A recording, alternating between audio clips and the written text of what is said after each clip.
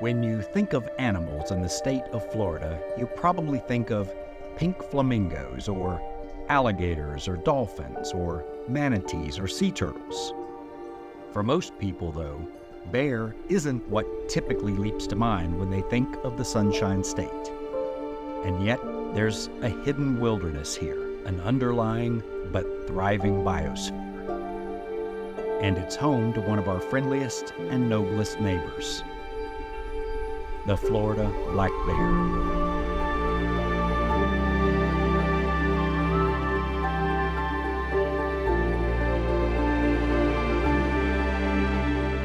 It leads a mostly solitary life with a diverse diet and a territory that spans various habitats.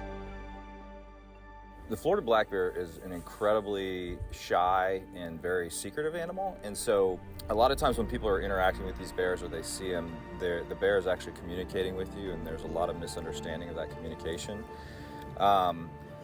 When the bears come in, they're usually looking for food if you're going to see them in the neighborhoods, and one of the first ways they start showing like discomfort is they'll let out a deep kind of exhale. It almost sounds, people say, oh, the bear hissed at me. It's not a hiss. It's usually it's saying, I'm as uncomfortable with you as you are with me. It'll move into things called jaw popping, so people think, oh, it's clapping its teeth at me, it's being aggressive. These are all communications to you saying, I'm really uncomfortable right now. As uncomfortable as you are with me, I'm that uncomfortable with you. And then from there, it'll escalate to what's called a false charge, where it'll run at you and stamp its feet. None of these are signs of aggression. They're actually all signs of anxiety, and they're just telling you to please keep your distance. So one of the most important communications to understand is if a black bear is going to get aggressive, it tends to be this very incredibly quiet, eerie, and the bear usually won't look you in the eyes. It'll turn its head sideways, because when they look each other in the eye, especially before a fight, it's a way of sizing each other up. So if you see a bear stand on its feet, not aggression. It's actually trying to get a better view of what's going on and see you. If you hear it snort, if you hear it clapping jaws or making all these guttural noises, that is not a sign of aggression. They're omnivores, all of them, across the entire U.S. So the largest population of bears in the world is the American black bear, which the Florida black bear is a subspecies of. Their diet is primarily plants, 80% plants, nuts, seeds, berries. So they'll eat wild blueberries. They'll eat, there's so many berries in the state forests. They love the saw palmetto, tastes like blue cheese. Lots of beetles, grubs.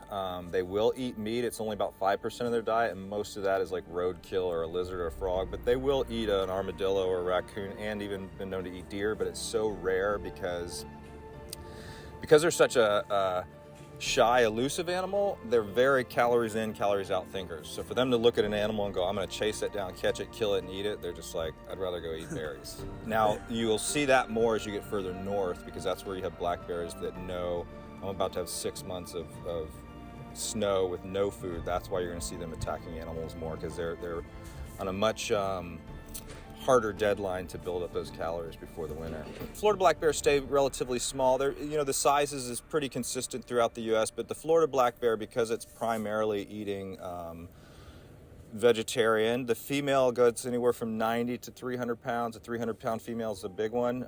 The males, once they're full grown, it's usually around anywhere from 200. They get up to 900 pounds.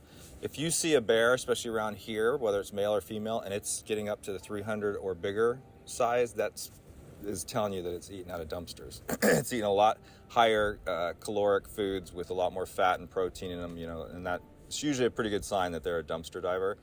As far as their home range, the female's home range is a lot smaller because she just needs to find food, whereas a male is not only finding food, but in the mating season, his home range has to be big enough to include several other females, because they'll mate with 2 to 3 females in a season. Sadly, Florida black bears are facing serious challenges. At one time, its population dwindled dramatically, mostly due to habitat loss and excessive hunting. In recent years, through rigorous conservation efforts, their numbers are slowly beginning to rebound. So the population of black bears in the Panhandle is actually growing. The most common destinations are the Eglin Reservation and then South Walton is where so they categorize it as frequently spotted, commonly seen, not commonly, and South Walton is frequently spotted. As soon as you get over the bay, you start getting into commonly seen. People are talking about the bear hunt, starting the bear hunting and controlling bear population and all these things. There's so much misinformation about the black bear that's, the sooner we get rid of that misinformation, the better we can have an educated discussion about this. Just because you're seeing bears coming into your community and getting interest means nothing about their population. Doesn't mean that they're getting too big, doesn't mean that they can't find food. It just means that they're opportunistic and you've got good food.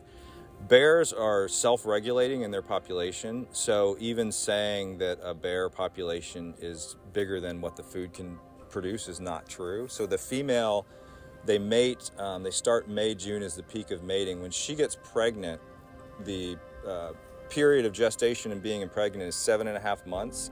First 5 months, those fertilized eggs stay and they don't drop. It's called a delayed drop, or a delayed implantation, they call it. So that embryo doesn't even start forming until the last 2.5 months of pregnancy. And what's going on during those 5 months of her being pregnant is she's eating. And depending on how much she eats, that's how many fertilized eggs will drop. So if she doesn't find enough food to feed even one cub, she'll abort every one of those eggs by the end of the season. So they're a self-regulating population.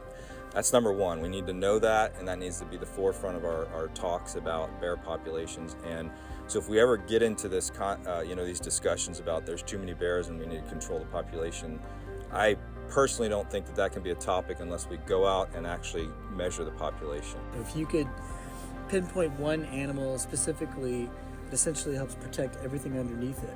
And the black bear is really the largest, most iconic species that we have here in the Florida Panhandle. And it's something that universally a lot of people relate to across the world. There's this infatuation with bears. So it really kind of helps summarize a really complex topic and makes it really easy for people to digest. So when you talk about biodiversity, there's hundreds, thousands of species that are in the Florida Panhandle alone. And it can be quite overwhelming to talk about it in that regard. But if you just talk about the bear and how we can protect the bear's habitat, you're protecting everything else underneath it.